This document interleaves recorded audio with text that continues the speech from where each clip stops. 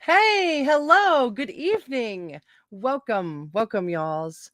So, we're digging back into the Labours of Hercules, an astrological interpretation by Alice A. Bailey.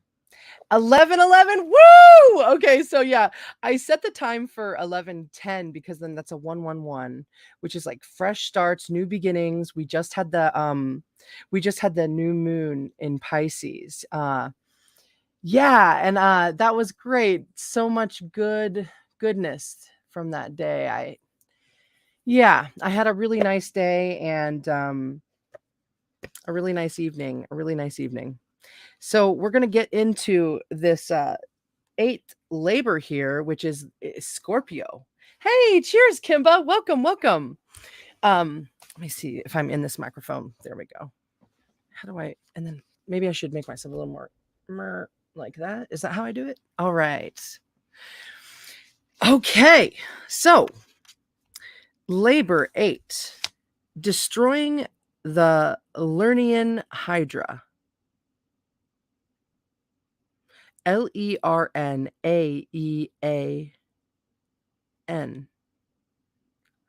Lernaean. Lernaean. Lernaean. Destroying the Lernaean Hydra. Lernaean. Scorpio, October 22nd to November 21st. The myth. Oh, and there's an asterisk on here right at the myth, and it connects to down here. It says, beginning with Scorpio, the statement of the myth will be written by Dr. Francis Merchant, as no further copy by the Tibetan was found among the papers of Alice A. Bailey. He has used the best available material for the details of the story, casting it in the iambic cadence of the old commentary. And the old commentary is all capitalized.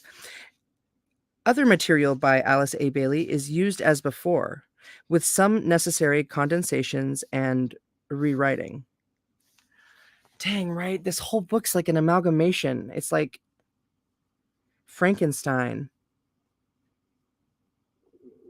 Oh my gosh, that was my belly. I wonder if this microphone picked it up. Okay. All right, a drink and then I'll get into the myth.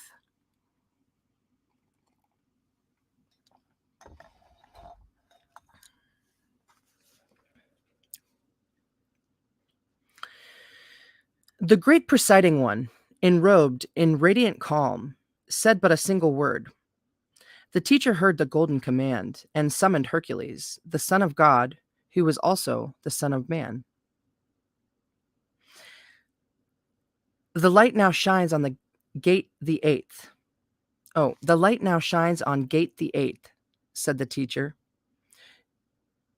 In ancient Argos, a drought occurred. Amymone besought the aid of Neptune. He bade her strike a rock, and when she did, out gushed 3 crystal streams, but soon a hydra made his dwelling there. Beside the river Amymone, the festering swamp of Lerna stands. Within this noisome bog, the monstrous hydra lies, a plague upon the countryside. 9 heads this creature has, and one of them is immortal. Prepare to battle with this loathsome beast. Think not that common means will serve. Destroy 1 head, 2 will grow apace. Expectantly, Hercules waited. 1 word of counsel only I may give, the teacher said. We rise by kneeling, we conquer by surrendering, we gain by giving up. Go forth, O Son of God and Son of Man, and conquer. Through gate the eighth, then, Hercules passed. The stagnant swamp of Lerna was a blot dismaying all who came within its confines. Its stench polluted all the atmosphere within a space of 7 miles. When Hercules approached, he had to pause, for the smell alone well nigh overcame him. The oozing quicksands were a hazard, and more than once Hercules quickly withdrew his foot lest he be sucked downward by the yielding earth. At length he found the lair where dwelt the monstrous beast. Within a cave of perpetual night, the Hydra lay concealed. By day and night, Hercules haunted the treacherous fen, awaiting a propitious time when the beast would sally forth. In vain he watched. The monster stayed within its fetid den. Resorting to a stratagem, Hercules dipped his arrows in burning pitch and rained them straight into the yawning cavern where dwelt the hideous beast. A stirring and commotion thereupon ensued. The Hydra, its 9 angry heads breathing flame, emerged. Its scaly tail lashed furiously the water and the mud, bespattering Hercules. 3 fathoms high the monster stood, a thing of ugliness that looked as if it had been made of all the foulest thoughts conceived since time began. Ooh, wow. Oh my gosh. I'm so glad that you're here too, Kimba. Oh my gosh. It's awesome. The Hydra sprang at Hercules and sought to coil about his feet.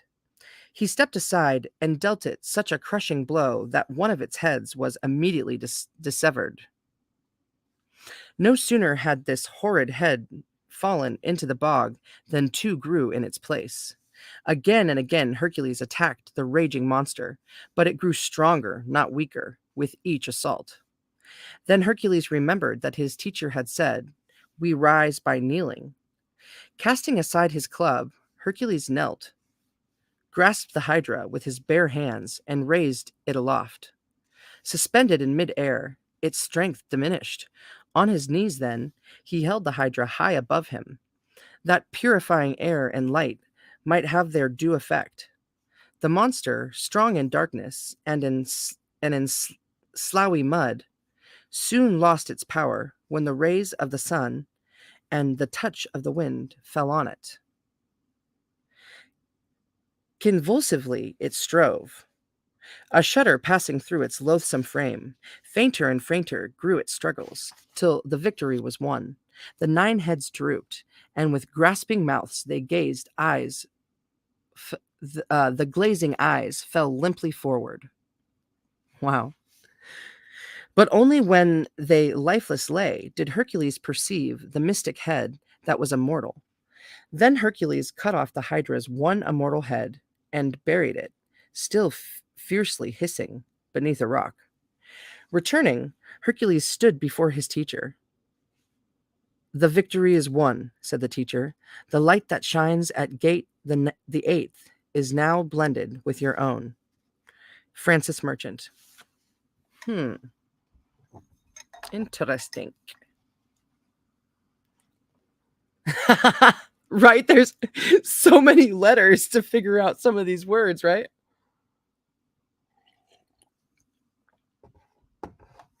Yum. All right. Introduction.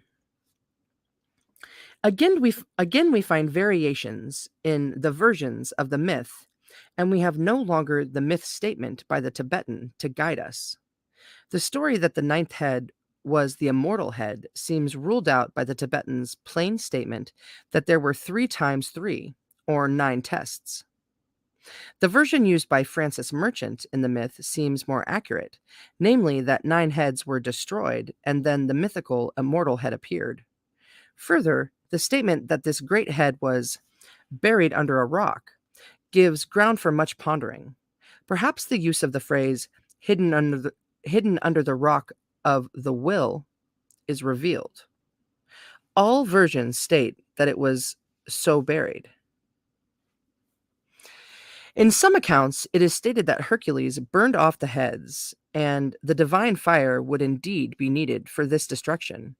However, it is impossible to negate the powerful picture of the world disciple in this supreme test, sinking to his knees in humility and raising the monster, all the accumulated evils, mistakes, failures of his long past, and that was in quotations, into the air of the spirit, where by its very nature the Hydra could not live, and so drooped and died. The use of the fire in the preliminary effort still keeps that symbol in the picture. while sex, under the test of at-one-ment of opposites and the double rulership of Mars, has its special place, the overemphasis of this one faucet is not sufficiently inclusive. All pairs of opposites are to be at one in this great sign, an advanced sign of the integrated, conscious disciple, not a sordid one of the unevolved man, as is often thought.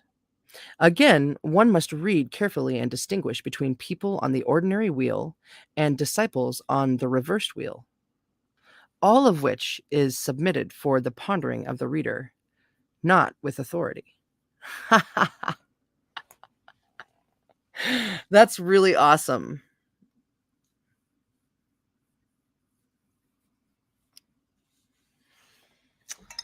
So the next part, psychological analysis of the myth.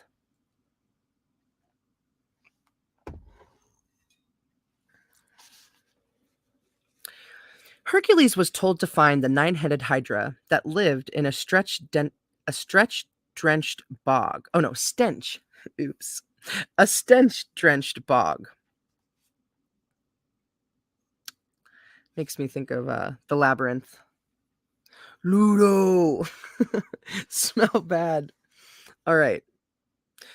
This monster has its subjective counterpart. It dwells within the caverns of the mind. In the murk and mud of unlit mental recesses, it flourishes. All right, I have to read that all again. I'm just like thinking about the labyrinth and David Bowie. Okay. Hercules was told to find the nine-headed hydra that lived in a stench-drenched bog. This monster has its subjective counterpart. It dwells within the caverns of the mind. In the murk and mud of unlit mental recesses, it flourishes. Ooh. Deeply lodged within the subterranean regions of the subconscious, now quiescent and now bursting forth in tumultuous frenzy, the beast establishes permanent residence. Is it like quiescence? Acquiescence? Quiescence? I gotta look that up. Quies, quiescent. Quiescent. Quiescent. Because I don't understand. Let's find out. Okay, quiescent, and I'm on this. I'm just in the second paragraph of psychological analysis of the myth.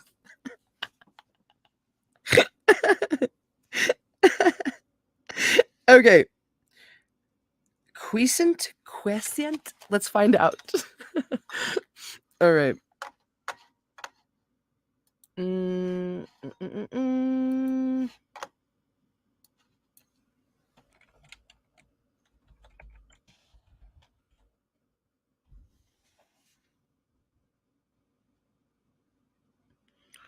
Quiesc. Oh, whoa. Quiescent, a definition. In a state or period of inactivity or dormancy. Quiescent. Quiescent. I like it. Quiescent. Quiescent. Quiescent. Quiescent. Quiescent. Quiescent. Wow, what a delicate voice you have. Quiescent. Okay, cool. Hey, Sass, welcome, dude. I just learned a new word. Did I, though? What does it mean? In a state or period of inactivity or dormancy. Strikes were headed by groups of workers who had previously been quiescent. In a state or period of inactivity or dormancy. All right, YouTubes. Oh, Lord.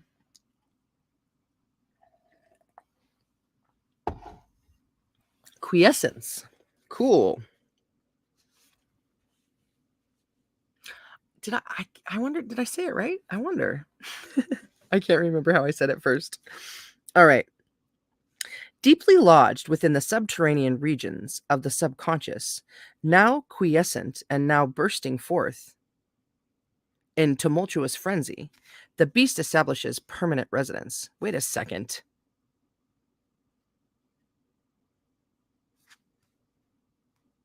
Is it saying that it's like beholding both things at the same time? Because doesn't quiescent mean like inactivity and now bursting forth in tumultuous frenzy? The beast establishes permanent residence. Huh. Or maybe it's like a moving forward. Its existence is not easily discovered. A long time passes before the individual realizes that he is nourishing and sustaining so fierce a creature. I see. The burning arrows of flaming aspiration must be discharged before its presence is revealed. Wow.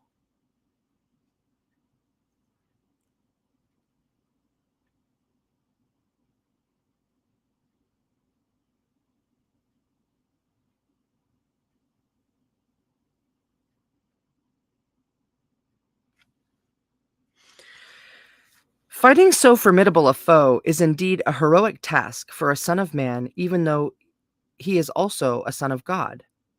Lop off one head and another grows in its place. Every time a low desire or thought is overcome, others take its place. Hercules does three things. He recognizes the existence of the Hydra, searches patiently for it, and finally destroys it. Discrimination is needed to recognize its existence, patience to discover its lair, humility to bring slimy fragments of the subconscious to the surface and expose them to the light of wisdom. That's beautifully written. As long as Hercules fought in the bog, amid the mud, slime, and quicksand, he was unable to overcome the Hydra.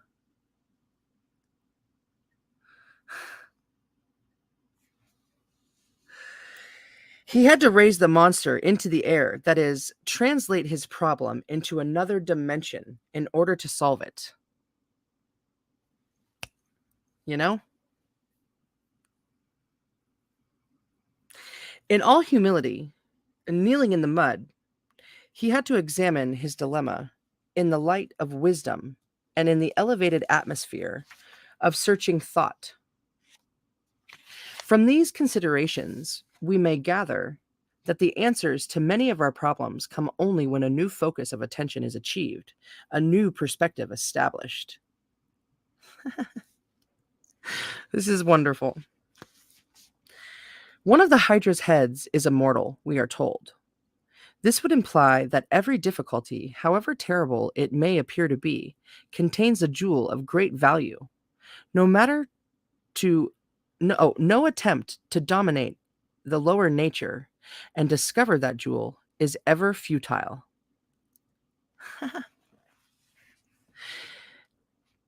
The immortal head, dissevered from the Hydra's body, is buried beneath a rock.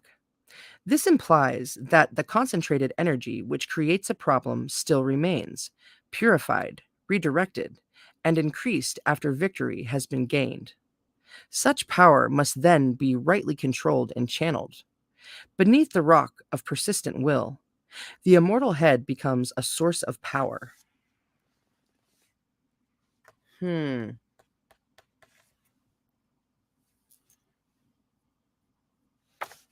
Hmm.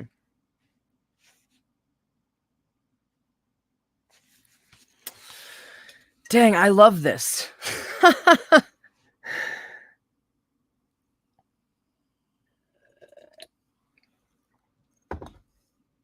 All right. The 9 heads of the Hydra.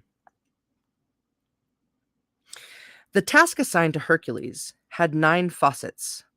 Each head of the Hydra represents one of the problems that beset the courageous person who seeks to achieve mastery of himself. Wow, I have to repeat that. Each head of the Hydra represents one of the problems that beset the courageous person who seeks to achieve mastery of himself. 3 of these heads symbolize the appetites associated with sex, comfort, and money. The second triune group concerns the passions of fear, hatred, and desire for power.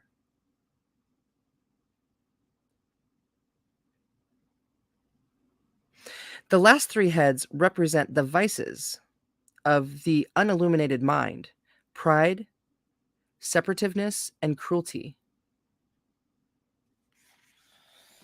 Shit, I have to get this esoteric astrology book, dude. See Esoteric Astrology, page 205. I wonder if that's like, if those are in order, right?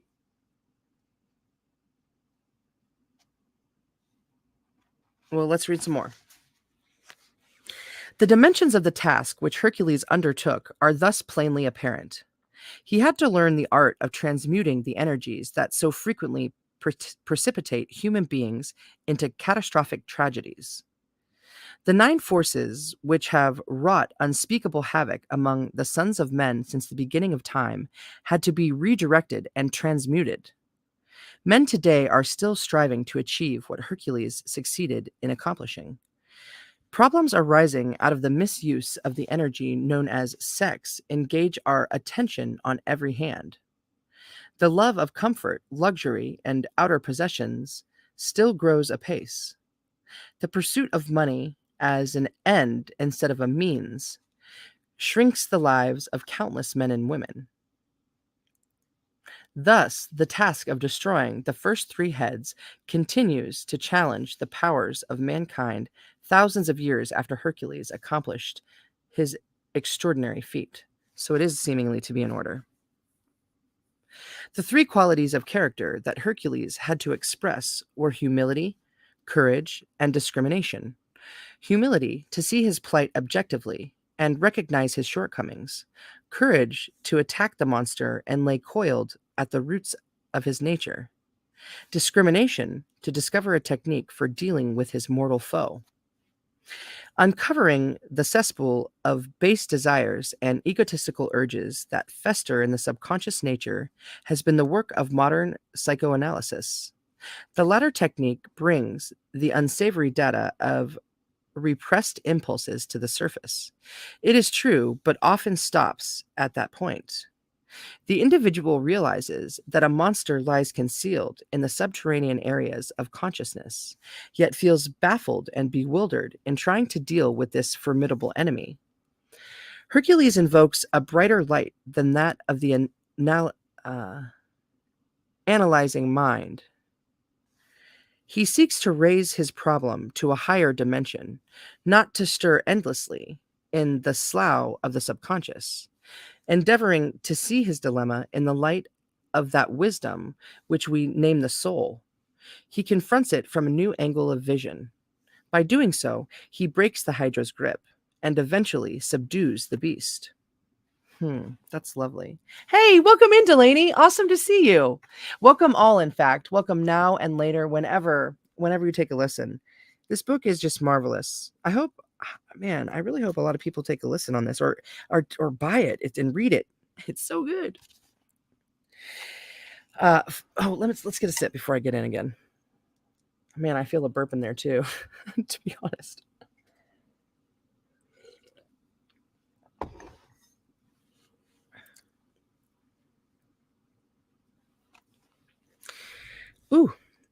Fighting the Hydra, modern version.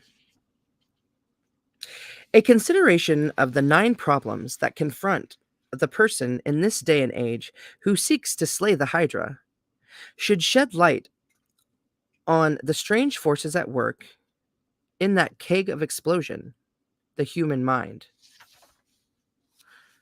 1. Sex. Victorian prudishness and psychoanalytical prudence are both undesirable. Sex is an energy. It can be inhibited, unrestrainedly exercised, or sublimated. Repression or inhibition are no true solutions. Promiscuity coarsens life and makes a man a slave of a master passion. Sublimation involves the use of the energy of sex in creative endeavor. The transmutation of human energies opens up a field of speculation and experimentation. In physical science, the energy of motion can be transformed into electricity, and that of heat into movement. Excuse me, I knew it was in there.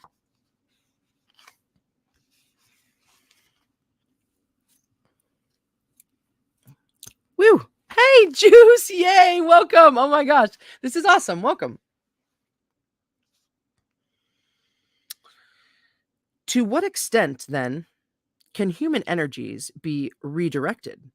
First of all, the energy of matter, represented by food, is obviously used to produce that of motion. Can the impelling energy of the emotions analogously,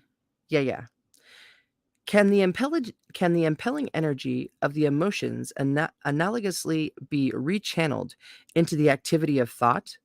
Can the energy of seething passions find expression as aspiration? Can the drives of compulsions of human nature be so transmuted that they become beneficent powers? That's also a question. Can the energy that produces thought be utilized as the power of synthesis that results in a sense of identification with all living things? The experience of Hercules indicates that such possibilities exist, and that he who would subdue the hydra of the passions and the separative mind must solve problems of this nature.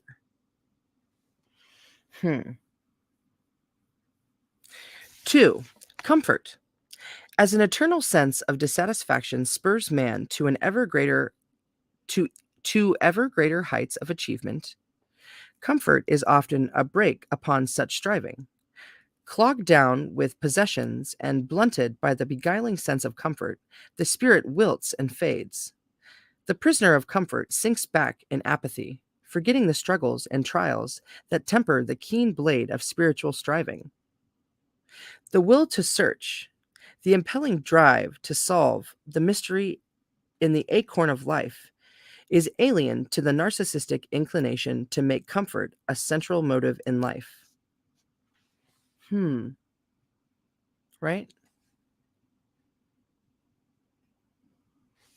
3. Money. The accumulation of money is a master possession or is a master passion that lies behind the activities of people and nations. Bam. That's a powerful sentence.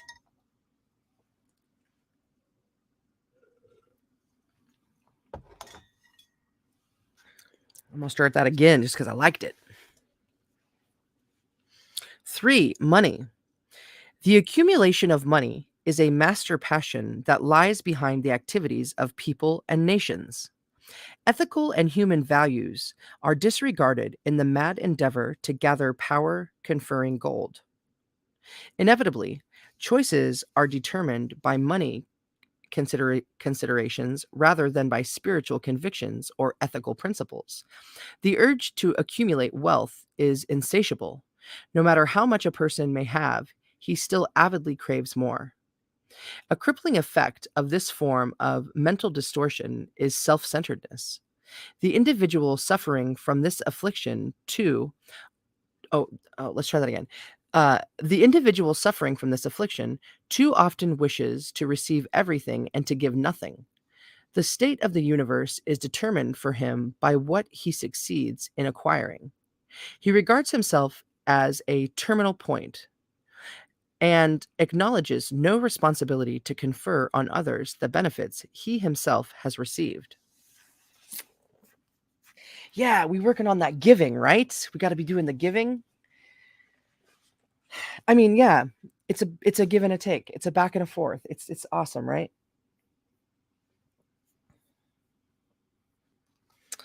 Where am I? No responsibility conferred benefits he himself has received.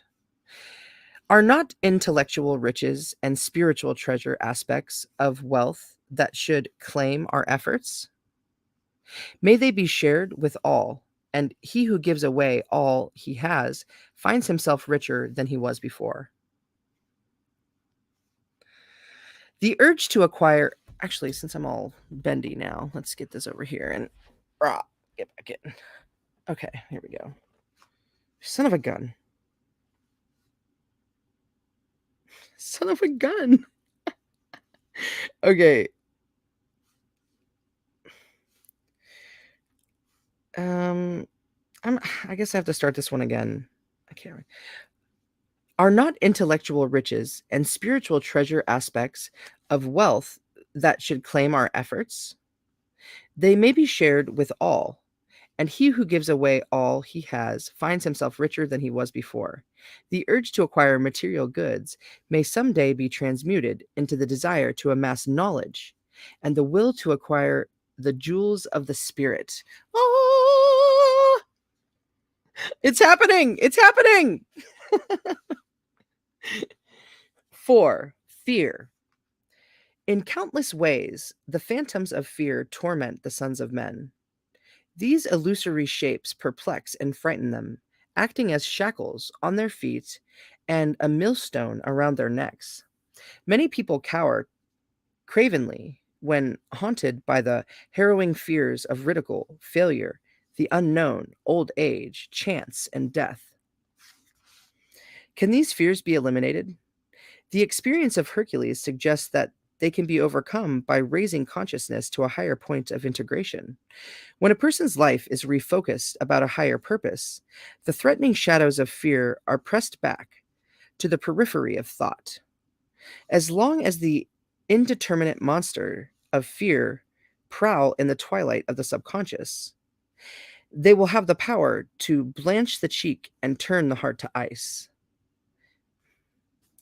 A soldier, intent on defeating the enemy, risks life itself. A mother, snatching her child from danger, forgets her own fears. The motorist, hurling down a highway at breakneck speed, jeopardizes life and limb for the sake of adventure. These persons have focused their attention above the point where fear is found. The spiritually oriented individual has centered his thought at a level too rarefied for fear to reach. 5. Hatred. I need to see it. Hatred. Hate is rooted in negation. It is the opposite of the desire for union. Yeah, like a magnet. Raised to a higher dimension, hate is transmuted into the repudiation into the repudiation of all that is unreal. When hate is divested of all emotional content, it can become an energy that causes a man to reject the form for the sake of the life which animates it. Upon the lower arc, it is assuredly destructive. Upon the higher, when thoroughly purified, it may be seen as the adverse side of love. Right?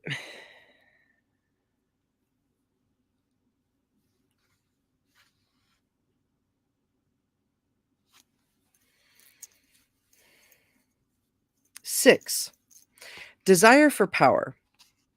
During the past few hundred years, man has released the energy of power far more than that of love. The result is imbalance and disequilibrium. Power, when unrelated to love, is a corrupting force. Many tragedies in human relations result from the uncontrolled desire to dominate the lives of others, to prescribe and regulate their conduct. He who substitutes power consideration, he who substitutes power considerations for ethical principles engenders perpetual strife.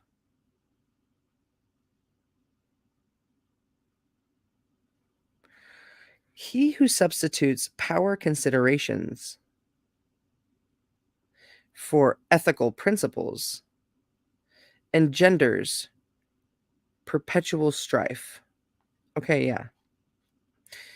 The high ideals that have served as beacons over the centuries, brotherhood, cooperation, idealism, glow dimly as long as power is the determining factor in society. Right?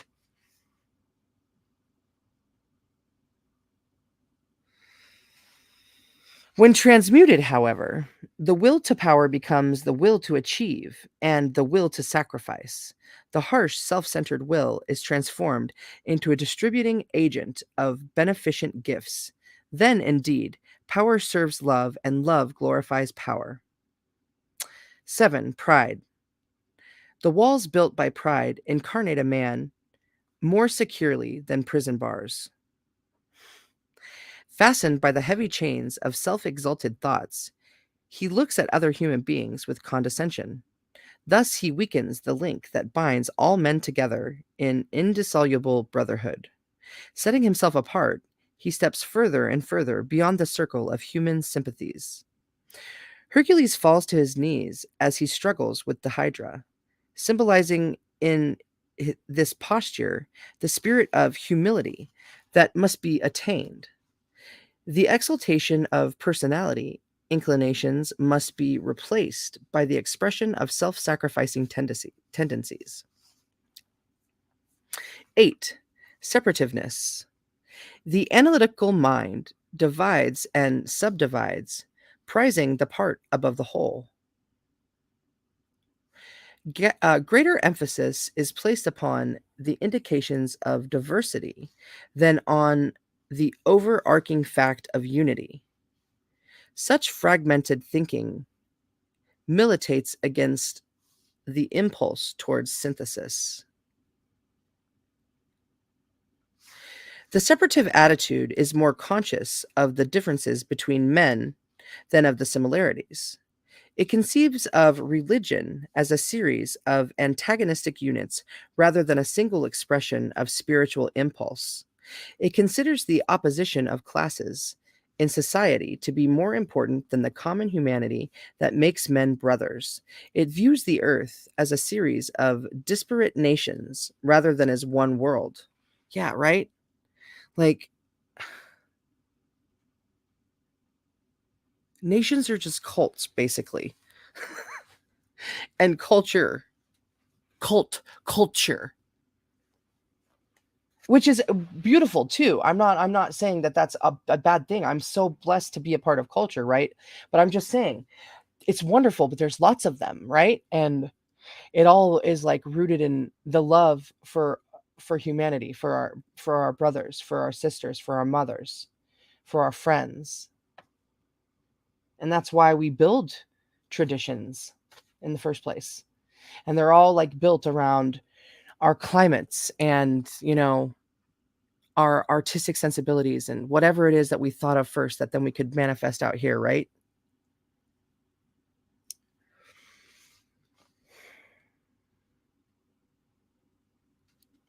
Did I finish separativeness? I sorry, got on a tangent. Um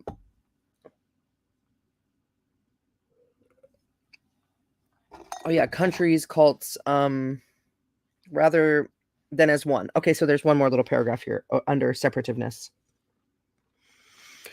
Hercules had to see the Hydra as one monster, not a beast with 9 different heads. As long as he sought to dissever the heads one by one, he remained unsuccessful. When he finally dealt with it as a unit, he gained the victory. Boom.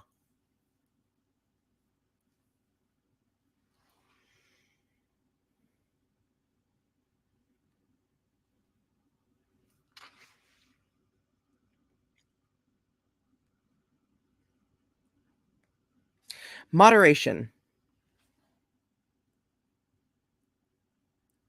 balance. All right. 9, cruelty. The satisfaction men experience in hurting others is a testimony to the existence of evil tendencies that corrode the mind. Delight in causing suffering to our fellow men is a disease. This ugly head of the Hydra must be destroyed once and for all before a man can declare himself to be humanized. Modern life offers many examples of brutality and women cruelty. Oh, it doesn't say that. Uh, Modern life offers many examples of brutality and wanton cruelty. In many families, sensitive children are taunted, ridiculed, and disparaged by those who refuse to take the trouble to understand them. Husbands and wives are daily proclaiming to the world in divorce appeals that they are victims of mental torture. The courts and hospitals produce cumulative evidence of the irrational pleasure which human beings take in tormenting each other. We do it for thrills, said the teenager gangster lately, not for money.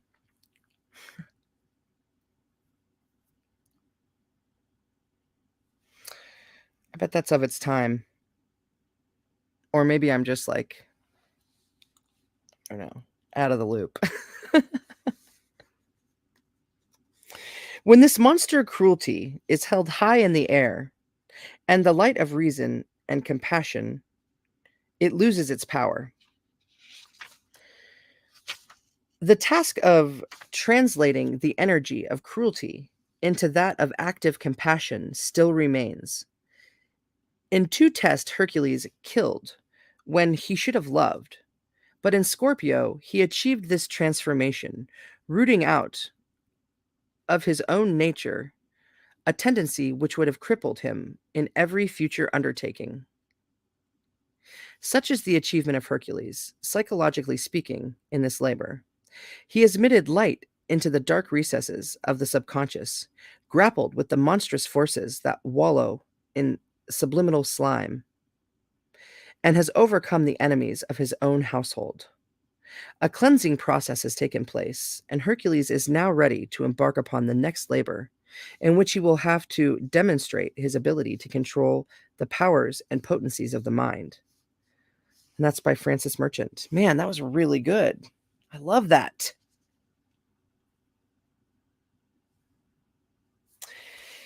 Applications to Life. Condensation of lecture by Alice A. Bailey. Scorpio is the labor that from certain angles has engrossed us and will engross us for a long time because, unlike Hercules, we have not triumphed over the Hydra. Most of us are occupied with the futile methods first employed by him in this test. This primarily is humanity's problem, but individually, we are so profoundly concerned with our own evolution that we forget the larger view.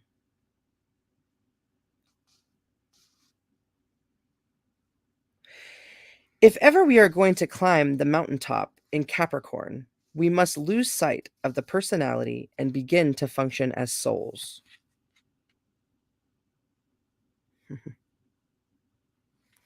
I'm Capricorn rising on the cusp of Sagittarius. Yeah, I can't wait to read about Capricorn. But Scorpio, I'm excited about too because it's my opposite sign from Taurus. So it's like, yeah, that whole duality of things, right? Balance. In my highest moments, I know theoretically what my attitude and actions should be, but I go muddling along. Why? Because of a fundamental law that everything in nature evolves sequentially, step by step, line upon line, precept upon precept. It might be a devastating experience if I so quickly cleared up my personality that the whole force of my soul could pour in. I would be swept off my feet by the power and light, the omniscience, the omnipotence of my soul. I would not know what to do with what I had. That does not mean that all I have to do is sit back and let the law work. rest on my oars, and evolution will carry me along until at some time I achieve. It does mean that at this time I am on the battlefield. Kurukshetra, Kurukshet- Kurukshetra, and I am going to deal with this Hydra in Scorpio, for it is this labor which is engrossing humanity today. The true Scorpio test never takes place until one is coordinated, until one's mind, emotional nature, and physical nature are functioning as a unit. Then the man passes into Scorpio, where his equilibrium is upset and desire seems rampant when he had thought he had got rid of it. He is fluidic, and he had thought he was balanced. The mind, which he was quite sure was beginning to control his personality, does not seem to function. As we study Hercules, we see ourselves. Remember that there are three things the disciple has to do in Scorpio. He has to demonstrate not to the hierarchy, not to the onlooker, but to himself, that he has overcome the great illusion, that matter, form, cannot hold him any longer. Hercules has to demonstrate to himself that form is simply a channel of expression whereby he contracts a great field of divine manifestation.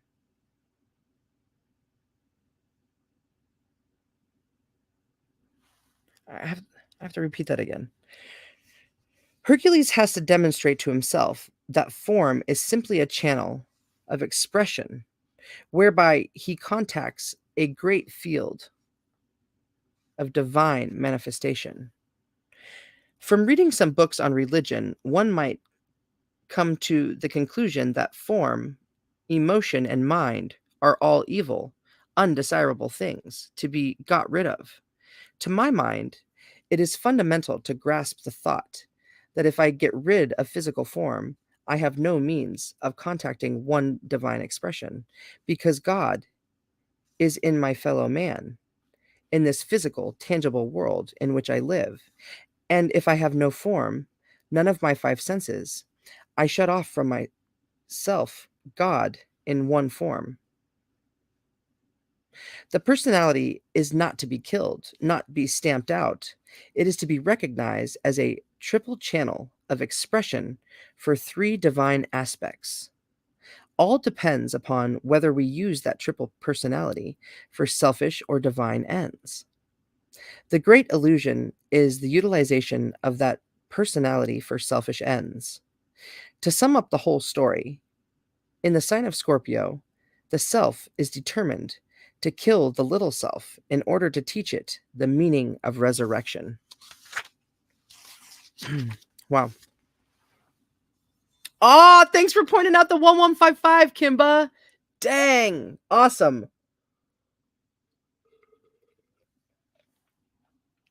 Okay. I'm gonna sit back up. I think my leg's starting to go numb like that. Whoa, whoa, whoa. Okay. I think I'm only gonna make it through one chapter tonight. I think it's just about to be then, right now. Yeah. Or maybe I'll take a pause because I have to go to the bathroom. What is death? There are three death signs in the zodiac. Three great deaths take place as we progress around the field of life. In Cancer, we have the death of the elemental being, namely man, in order that the human being can come into existence. Right through the zodiac, we can always say, here is death in that order. Always, death is an entrance into a fuller life, fuller experience, fuller realization and scope. It is the death of the personality in order that the soul may take over the personality and express life through it. In Pisces, we have the crucifixion, the death of a world savior, because he has perfectly fulfilled his function.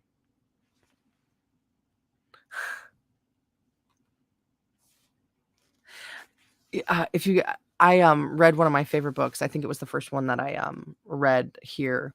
It's called Illusions: The Adventures of a Reluctant Messiah. You guys and ladies and all, go read it, go see it, or you can go and you can also, I have it, I read it here too, so you're welcome to take a listen. But yeah. Anyways, death in astrology may mean many things. Perhaps it may mean that we are going to die. That is one interpretation. Perhaps we are going to die to an old emotion. It is passed away, death. Some crystallized, long held ideas, dogmas that have governed our activities until now have simply come to an end, and we wonder how we could possibly have thought as we did. That line of thought has died. It is valuable to get the big picture and learn to interpret it in the various aspects of the personality. That's empowering. Scorpio, the sign of magic. Magic does not mean doing curious things. True magic is the expression of the soul through the medium of the form. Black magic is the use of form in order to gain what we want for the form. Amen. Black magic is unadulterated selfishness. White magic is use of the soul for purposes of human uplift, utilizing the personality. Why is Scorpio the sign of magic? An ancient book says, Virgo is the witch. She prepares the ingredients which are weighed in the balances in Libra, and in Scorpio, the magical work is carried forward. In terms of the aspirant, this means that in Virgo, I discover, mother of pearls, let's try that again. In terms of the aspirant, this means that in Virgo, I discovered the Christ in myself, that down the ages, my form nature has nurtured a Christ. In Libra, I fluctuate between the pairs of opposites, form and the Christ nature, until I achieve balance, and the Christ and matter are in a stage of equilibrium. In Scorpio, I am tested as to which will triumph, the form or the Christ, the higher self or the lower self, the real or the unreal, the true or the illusion. That is the underlying story of Scorpio.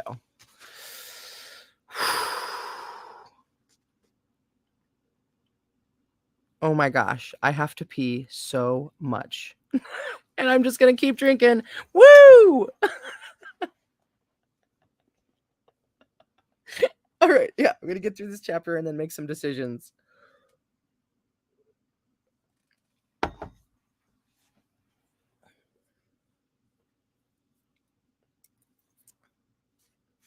The constellations and the stars. Hey, this is why this is hitting me so hard, right?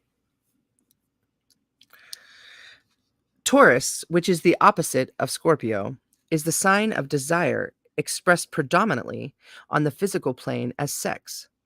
At the heart of Scorpio, we find Antares, one of the four royal stars, a red star. Red is the color of desire, and this is the reddest star in the heavens. It symbolizes that red of desire that underlies every manifestation of divine light, divine life. In Gemini, in the gathering of the golden apples, Hercules also wrestled with Antares. Here again in Scorpio, we are up against the red star. Why?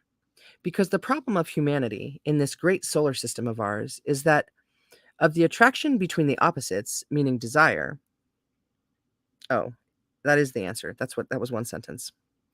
Because the problem of humanity in this great solar system of ours is that of the attraction between the opposites, meaning desire.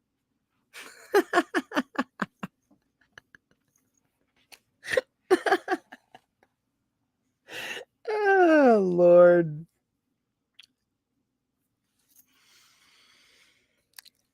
Always there is duality, that which is desired, and the one who desires. Aquila, the eagle, is interchangeable with Scorpio.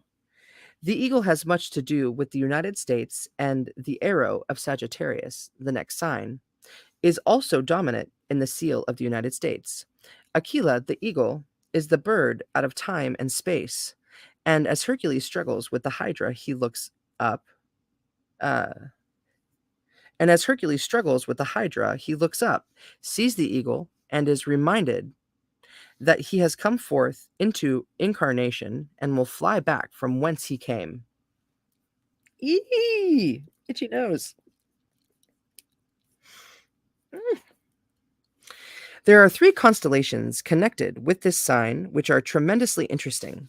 First, there is Serpens, the serpent of illusion, the serpent we meet in Genesis, which deluded Eve. The second one is Ophiuchus, the man who wrestles with the serpent. The ancient zodiac portrays the serpent in the hands of this man. He seizes it with both hands and treads on his mother of pearls. He seizes it with both hands and treads on its heart, which is the red star of desire. As he does this, he looks towards the constellation that we saw in Libra, the crown. So we have personality, symbolized by Ophiuchus, struggling with the serpent of illusion, with the crown held before him, towards which he aspires. The third constellation is called Hercules and portrays the aspirant looking not at the crown, but at the eagle, Aquila. Personality looks at the crown, but says, I am having such a difficult time. My environment is against me. My home conditions are difficult, but I will get a crown someday. Hercules, the disciple, is not concerned about the crown. He is looking at the eagle, the spirit aspect. He is occupied with the marvelous symbol of light emerging, which makes all victory possible. Keep your eye on the eagle. Call down fire. Do not look at the ground. Be centered in divinity. Alice A. Bailey. Damn, right? Love ball! Yay! Oh my gosh. Dude, welcome. Holy crumbles. I miss you. It's so good to see you. My little ball love. Dude, you know what? I have to pee so bad. And 57 minutes. Ooh, my ears just popped.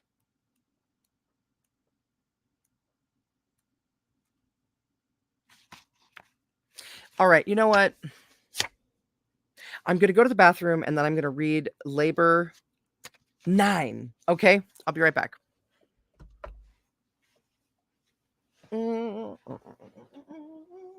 Take this out here.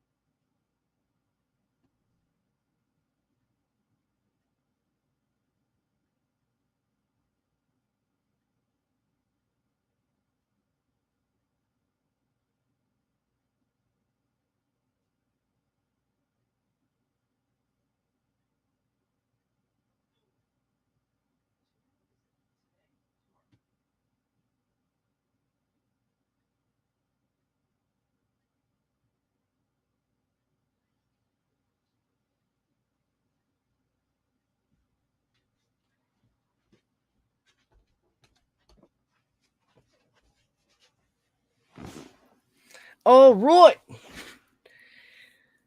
So yeah, okay, yeah. It's only been an hour. I want to go at least like another half an hour. So this next one's not that long. I'm gonna get into it. Holy man, holy cremoles, dudes. Rah! I feel so much better. I really had to go. Woo!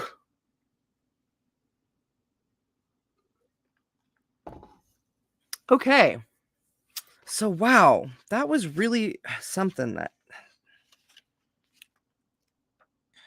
Scorpio. Interesting. So now we're getting into Sagittarius. These titles, right? Okay. Stymphalian, maybe? Okay. Labor 9. Killing the Stymphalian birds. Sagittarius, November 22nd to December 21st. The myth. Within the palace of peace, the teacher stood and spoke to Hercules. O son of God, who art also a son of man, the teacher said, the time has come to tread another way. At gate the ninth you stand. Pass through and find the marsh of Stymphalis, where dwell the birds that havoc wreak. Discover then the way to flush them from their long, secure abode. He paused a moment. The flame that gleams beyond the mind reveals direction sure. He added, the task awaits. Through gate the ninth, you now must go. Forward then, Hercules went, the son of man, who was also the son of God. For long he searched until he came to the Stymphalis. Before him lay the fetid marsh. A multitude of birds cawed raucously, a chorus menacing and dissonant as he approached. At nearer view, he saw the birds, large and fierce, and hideous they were. Each had an iron beak that was sharpened like a sword. The feathers, too, seemed like steel shafts, and falling, could cleave in twain the plates of weary travelers. Oh, the pates? The pates, Pates. Could cleave in twain the pates of weary travelers. Their talons matched their beaks in sharpness and in strength. Well, I mean, I understand what it's getting at, so I'm going to, I want to know what pates means. Pates. Let's look it up. All right, pates.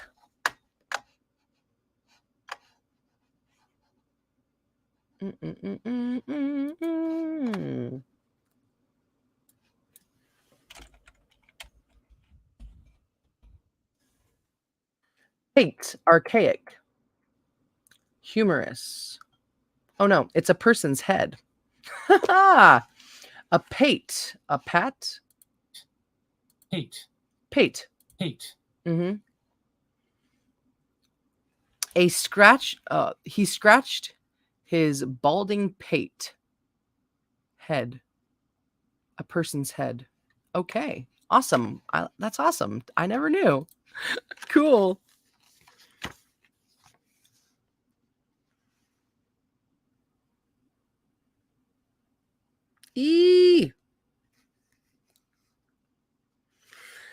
Could cleave in twain the pates of weary travelers. Their talons match their beaks in sharpness and in strength. 3 birds, perceiving Hercules, swooped down upon him. He stood his ground and warded off attacks with the heavy club he bore. One bird he struck resoundingly upon the back. 2 feathers plummeted to earth and quivered as they plunged into yielding ground. At length the birds withdrew. Before the marsh stood Hercules, and pondered how he might achieve the task assigned, how rid the place of these predacious birds. By many means he sought to find a way. At first he tried to kill them with a quiver full of arrows. The few he slew were the few he slew were but a fraction of the many that remained. They rose in clouds so thick they hid the sun. Wow. He thought of setting traps within the marsh. Nor boat nor human feet could traverse the bog. Hercules paused. The words he then recalled of counsel given. The flame that gleams beyond the mind reveals direction sure. Reflecting long, a method came to mind. 2 cymbals he had, large and brazen, that gave forth an unearthly screeching sound, a sound so piercing and so harsh it could affright the dead. To Hercules himself, the sound was so intolerable, he covered both his ears with pads. At twilight, when the marsh was dense with countless birds, Hercules returned. The cymbals then he sharply clashed, again and yet again. The clangor and the din so strident then ensued that he himself could scarce endure the sound. Such ear-assaulting dissonance had not been heard in Stymphalus before. Bewildered and disturbed by such a monstrous noise, the predatory birds rose in the air with wildly flapping brazen wings and screeched in hoarse dismay. Utterly confused, the vast cloud of birds fled in frantic haste, never to return. Silence spread across the marsh. The horrid birds had disappeared. The soft gleam of a westering sun was seen as it flickered on the darkening landscape. When Hercules returned, the teacher greeted him. The birds of slaughter have been driven off. The labor is achieved. That was by Francis Merchant. Interpretation of the Labor, edited lecture by Alice A. Bailey in 1937. Sagittarius is, to my mind, most interesting because it has such a peculiar application to each one of us answering to the name aspirant. There are two words I want to see ruled out of the vocabulary of the occultist: initiate and master. Initiate is delightfully separative. It is a pedestal word. Master has bred in the consciousness of people the feeling that there exist superhuman men who assume the attitude of directors or masters over their disciples, who tell them what to do and how to do it. No real adept has ever been known to do that. I like the words aspirant and disciple. Aspirant is a blanket word that covers us at every stage of our development. If you want a more technical word, use disciple. It is a hiding word because an aspirant of the lowest degree is a disciple. The Christ himself is also a disciple. It does away with grades and classes and degrees and varied stages of evolution. It's so inclusive. I love that.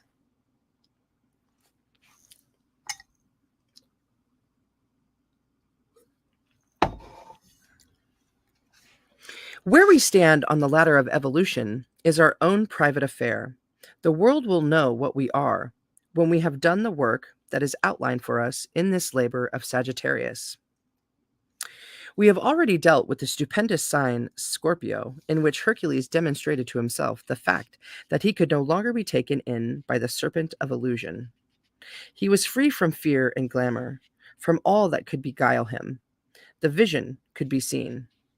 Because Sagittarius is such a tremendously important sign, I want to give you a brief resume of what has happened up to the present. It covers what lies behind. Us. I'm assuming that each one of us is in the one-pointed I am assuming that each one of us is the one-pointed aspirant, the archer on the horse, going straight as an arrow to his goal. In this son of a gun. It is interesting that the United States Standard shows the arrows of Sagittarius in the talons of the eagle, because Aquila is interchangeable astrologically with Sagittarius and is the symbol of the spirit manifesting through the soul, which the aspirant on the physical plane is one-pointedly seeking. There is prophecy in the United States Standard of the goal of this race when it is grown up, for it is within this race that there will emerge that group of aspirants, merging in their turn into a group of disciples who will demonstrate to the planet the fact of the subjective world. That is the destiny of this race. It will be the achievement of all the races gathered together in the United States. Let us narrow the story down to Hercules, the aspirant, and what he has done in each sign. In Aries, Hercules began on the plane of the mind in his endeavor to capture the man-eating mares, and met with failure because he dealt with them in a personality way. He dealt with thought form the standpoint of personality. He did not work with his problem from the standpoint of the soul. In Sagittarius, he slaughtered the man-eating birds. He was back again to the same problem on the plane of the mind, where he demonstrated complete control of that which is the first thing the aspirant to initiation has to do. We control our thoughts and consequently control our words.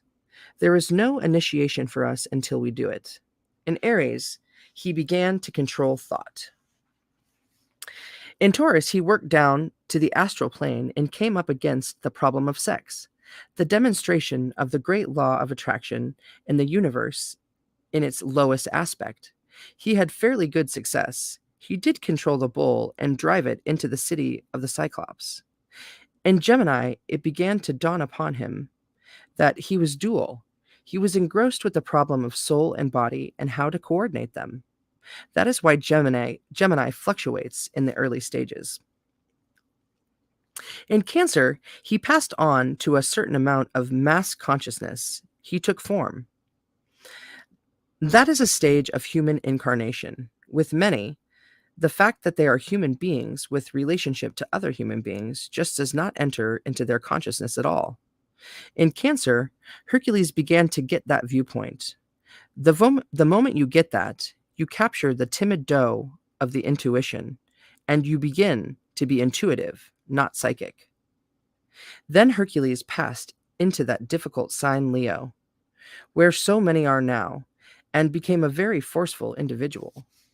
He was sure he could do everything. He stood alone, a stage of power. At this stage, you are going to rule men, and you begin by ruling them wrongly. You assert yourself too forcefully, and you think you are more important than you are. You have to get rid of the sense of I am. That is the whole story of the life of the aspirant. You must become so identified with the real spiritual entity that lies back of all forms that you are not occupied with your own form or mental or emotional reactions or your own usefulness. In Virgo, Hercules became conscious, not of soul and body placed in juxtaposition to each other, but of the fact that latent within himself was the infinite Christ, that the personality, the form side, was nurturing a beautiful hidden something, and his eyes were opened. In Libra, he went through a difficult stage of achieving equilibrium, a very abstruse sign in many ways because the man is neither the soul nor the body. Libra is the balancing on the physical plane of the pairs of opposites. He has balanced them so much that he does not feel that he is getting anywhere. In Scorpio, on the astral plane, he takes up again the work begun in Taurus, completes it, and clears away the great mire, the great illusion, and stands free with the goal clear in front of him. Gemini is the opposite of Sagittarius.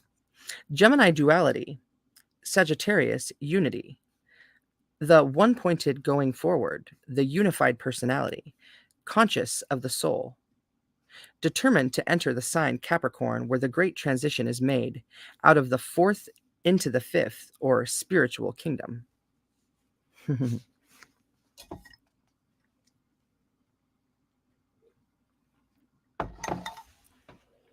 Backwoods, I love you, man. Welcome. Awesome. Yes.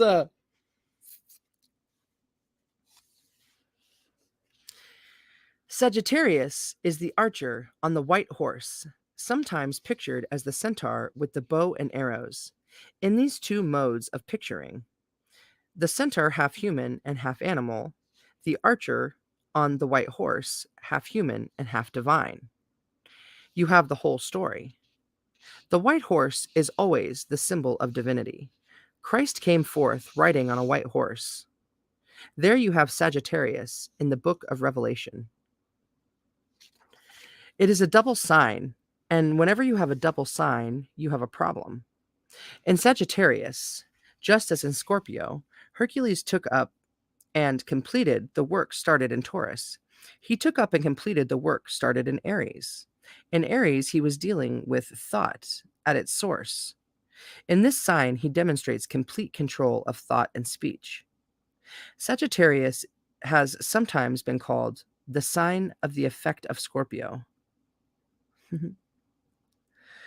The moment we have freed ourselves from illusion, that moment we enter into Sagittarius and we see the goal.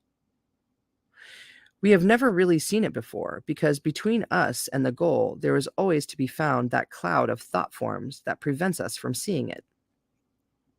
We talk about spiritual love, devotion to Christ, devotion to the elder brothers of the race, to the soul. And as we are occupied with these thoughts, we build clouds of thought forms because we are thinking. And as we think, we build.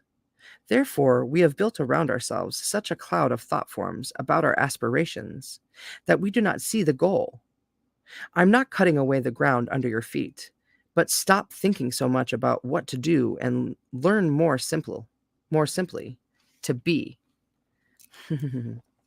Dude, I love it. Amen. Silence. Sagittarius is the sign preparatory to Capricorn, and it is called in some ancient books the sign of silence. In ancient mysteries, the newly admitted brother had to sit in silence. He was not allowed to walk or speak. He had to be, to work, and to watch, because one cannot enter the fifth kingdom in nature, the spiritual kingdom, or climb the mountain of Capricorn until there has been restraint of speech and control of thought. That is the lesson of Sagittarius, restraint of speech through control of thought. That will keep us busy because after you have given up using the ordinary forms of speech, such as gossip, when you have to learn restraint of speech about spiritual things. Oh, wait a second. Then you have to learn. Okay.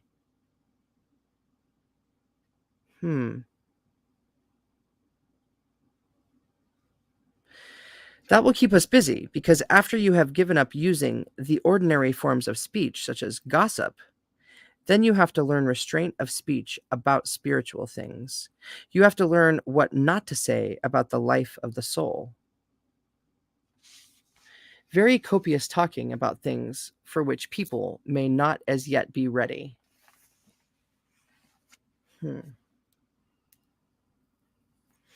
Right use of thought, restraint of speech, and consequent harmlessness on the physical plane result in liberation. For we are held in the human unit. We are imprisoned to the planet, not by some outside force that holds us there, but by what we ourselves have said and done. The moment we no longer set up wrong relations with people by the things we say that should not have been said, the moment we stop thinking about things people, the moment we stop thinking about people that we should not think, little by little, those ties that hold us to planetary existence are served. And we are freed, and we climb the mountain like the goat in Capricorn.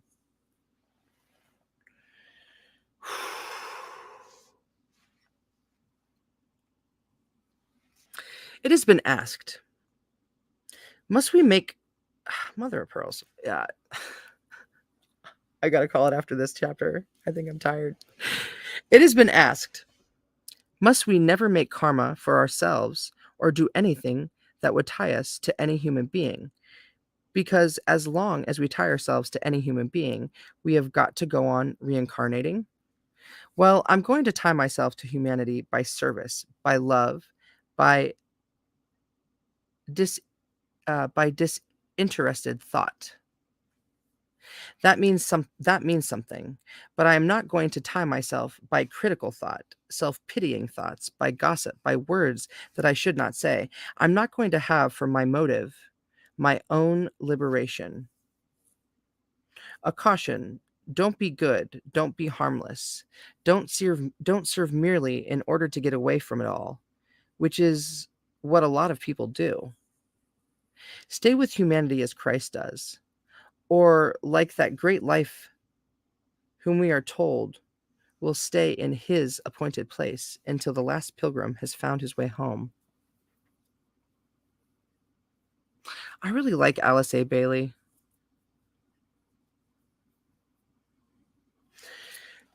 2 gates, 3 constellations. Sagittarius is a little gate to Capricorn. There are 2 cosmic gates: Cancer, the gate to incarnation; Capricorn, the gate into the spiritual kingdom.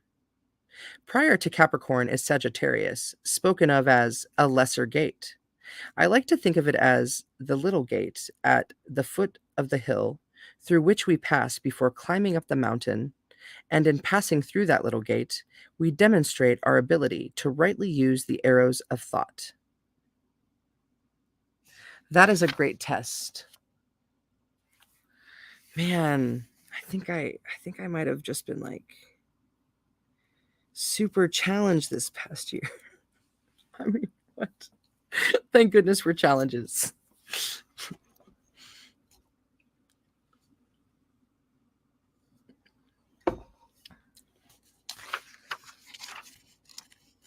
I'm tripping over my words so hardcore, y'alls.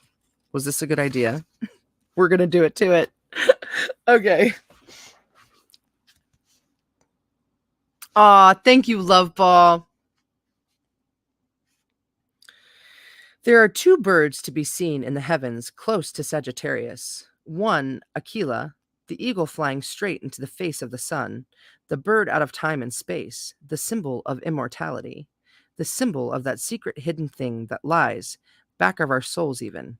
For we are told that matter or form is the vehicle for the manifestation of soul, and soul on a higher turn of the spiral is the vehicle for the manifestation of spirit. And these 3 are a trinity unified by life that pervades them all. The other constellation is Cygnus, symbol of the soul, or symbol of soul. Sagittarius, the aspirant, looking to the left and to the right, to the straight from, Sagittarius, the aspirant, looking to the left and to the right, seeing Aquila and saying to himself, I am spirit flying straight for my home. Looking the other side and seeing Cygnus, the swan, with its 4 stars in the form of a cross, and saying, I am the soul crucified in matter, from which I shall release myself. Remember, the day is coming when we shall talk about the soul as we now talk about the personality, as something from which we have eventually to be released. That is the problem, if I may use that word, of the man who has taken the 3rd initiation to release himself from soul. Will you take those 3 constellations as your symbol? Cygnus, Aquila, and Sagittarius. Aquila, the eagle in the U.S. standard, the arrows of the Sagittarius. And have you ever thought that wherever you go, you see the cross of Cygnus, the red cross? That is what the United States stands for. You have it right in the heavens. Sagittarius is the 9th sign. Think about this sequence of thought. In Virgo, the 6th sign, we have the indication of life. In Sagittarius, the 9th sign, the completion of the prenatal period before the birth of the Christ in Capricorn in December. It is amazing how your correspondences, your analogies work out. That is why we are told to study the human being. It is through the symbolism of the human being that we arrive at understanding of the great life which includes us all in its existence. The chrysalis symbol. Chrysalis? The chrysalis symbol. Sagittarius, curiously enough, has been called the chrysalis stage. Should I learn how to say it right? All right, I'm going to look it up. The chrysalis symbol. Oh my gosh, you guys. I feel tongue-tied. I'm still going to push through.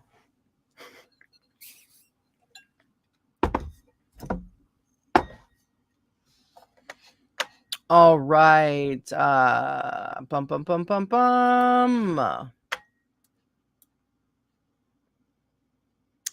Chrysalis. C-H-R-Y, Salis. C-H-R-Y. C-H-R-Y-S-A-L-I-S. Salis. Boom. Chrysalis. Chrysalis. Okay, cool. The hard outer case enclosing a chrysalis. A transitional state. Cool.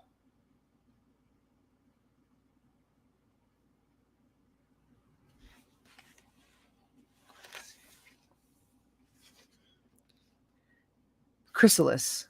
Chrysalis. Cool. Awesome. Thank you.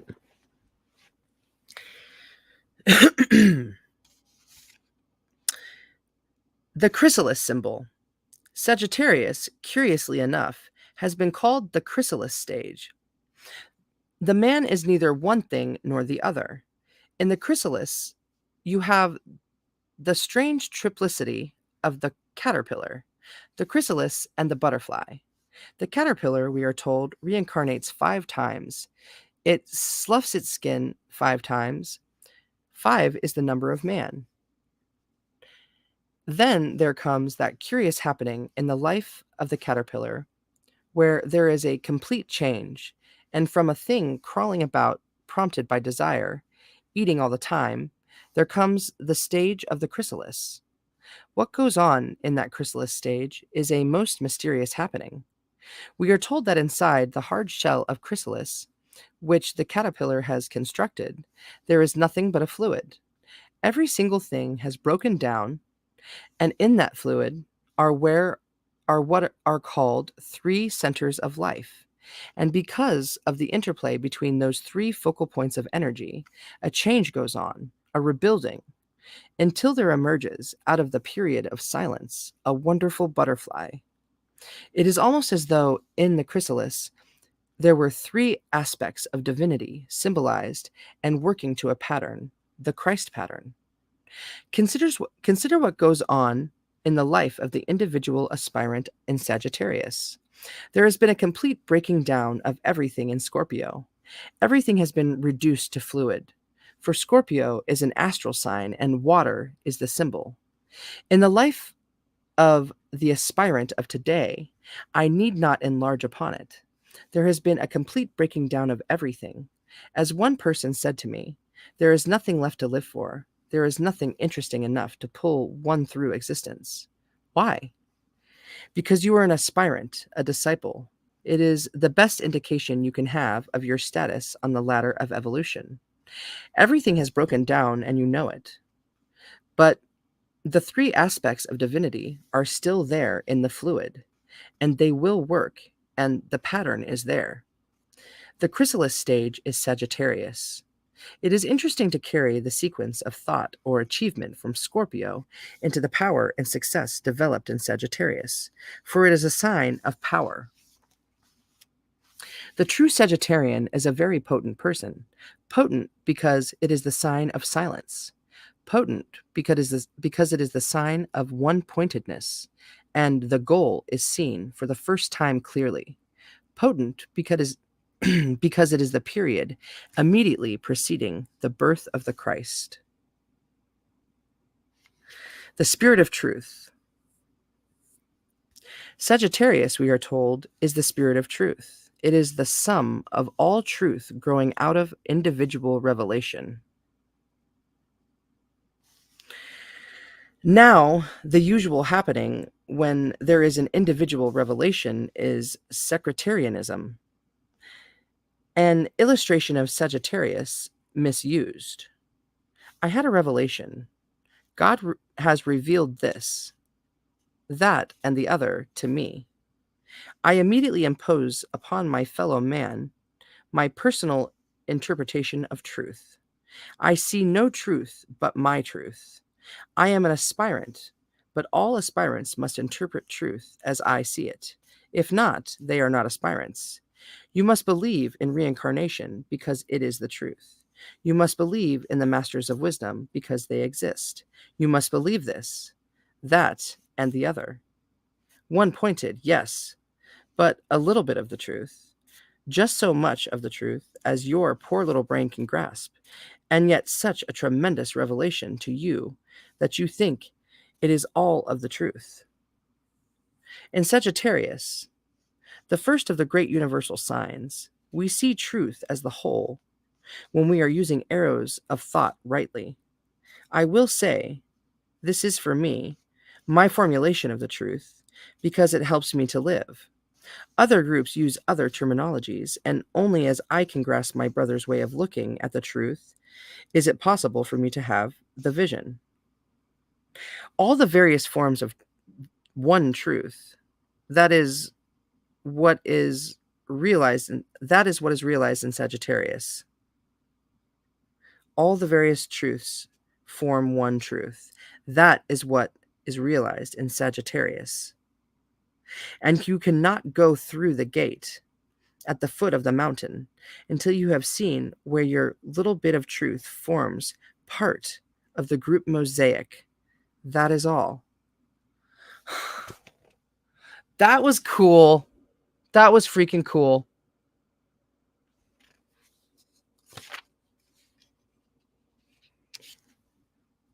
Is there any more tea in here? Barely.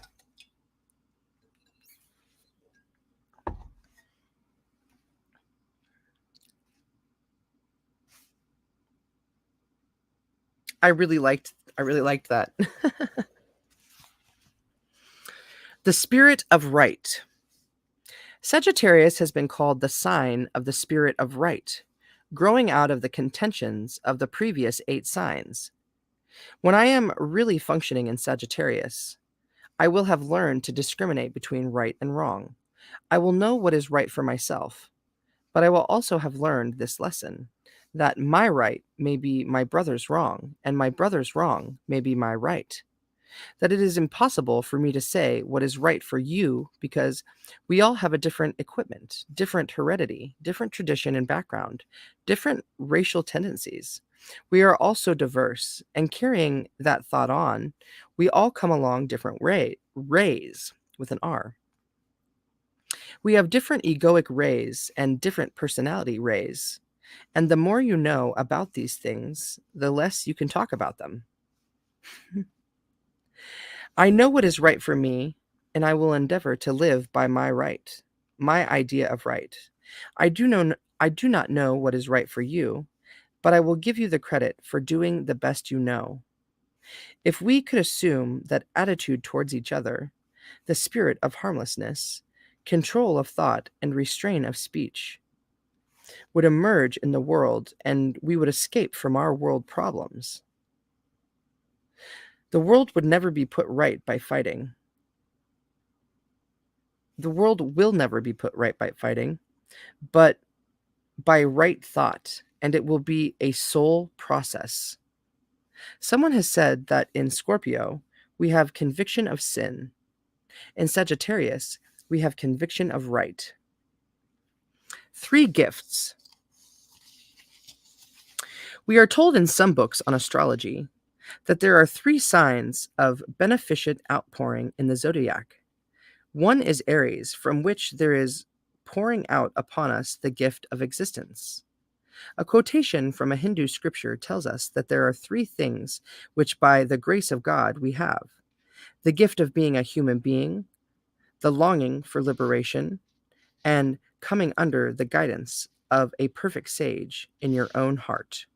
Ooh, I love that. That's so cool. I'm starting to get so tired. We're going to make it though. The gift of existence in Aries is the wonder of being a human being. If you can think of yourself as a mineral, from such limitations you will arrive at the wonder of being, because it means freedom from the standpoint of the mineral, complete freedom. In Leo, the gift of opportunity, I am an individual.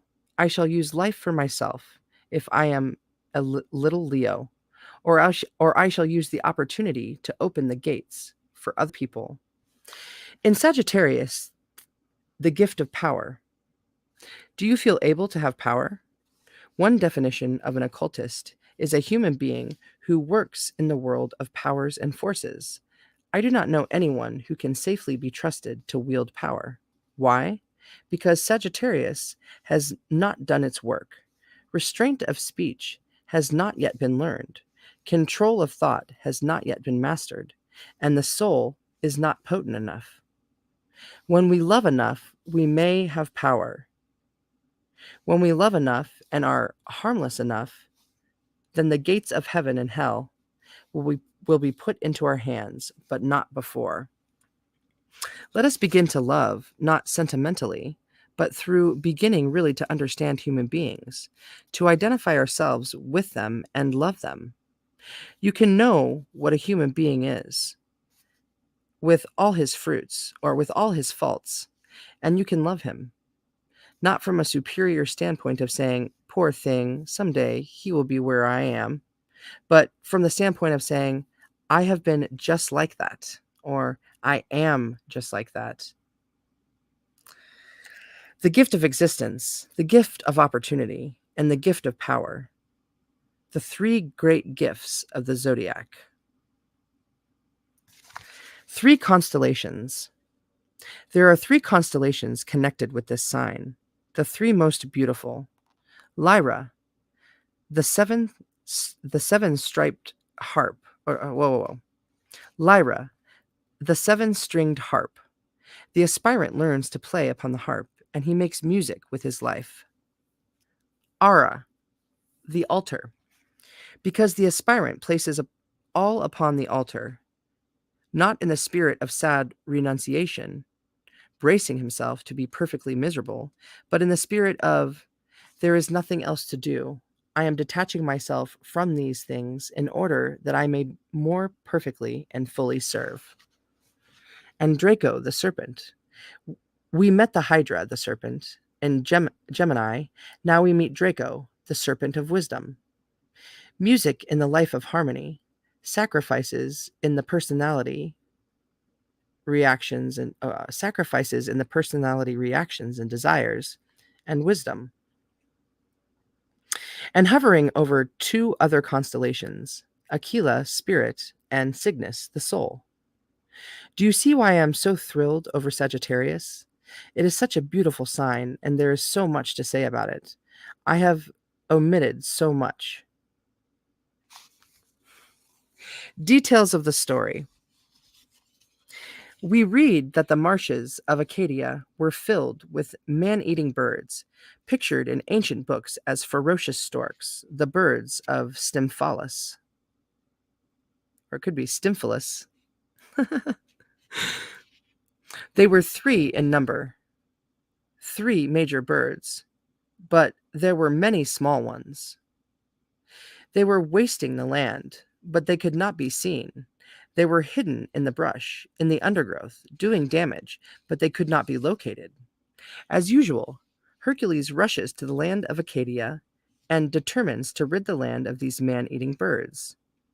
We are told he was very clever in the way he did it. He had freed himself from illusion, and Athena had given him some cymbals, which he clashed so loudly that the birds arose out of the marsh into the air and tried to fly away. Then he mounted on his winged horse and shot them with his arrows. It is a wonderful story. Marshes are the symbol of the mind plus emotion. Hercules discovers that although he may be an aspirant and he may have triumphed in Scorpio, he still possesses an emotional nature, and he finds that the birds of Stymphalus, especially 3 of them, are of a man-eating kind, and that he must do something about it. Picture his reaction, the conqueror discovering that he is a devastating force, that by his words and thoughts, he is doing harm. Remember this: the further on you go along the path of return, and the more you function as a spiritual entity, the more potent you become and the more harm you can do. You are forceful. You are wielding power. You are probably the center of your group. If you are an aspirant, if you are a disciple, the thought and speech activity is your main enterprise.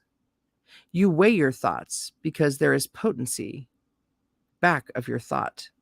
And when you think wrongly, the harm you do is much more potent than the harm that a less evolved person does.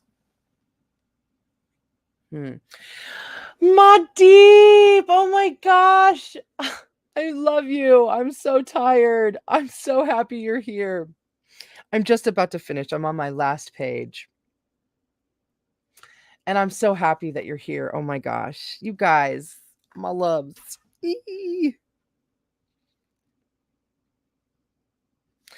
We must get the birds out of the marshes and into the clear air where we can see them and conquer them. The birds that did the most harm were 3 in number. In one book, they are enumerated: cruel gossip, talk of the self, selfish talk, and casting of pearls before swine. What does that mean? It has been said that gossip is spiritual murder. Do I need to discuss cruel gossip, how lives have been wrecked by it? There is an unbroken law.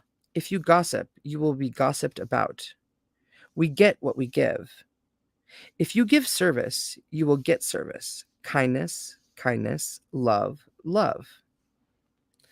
If humanity is mistreating you, search yourself and find out where you are at fault.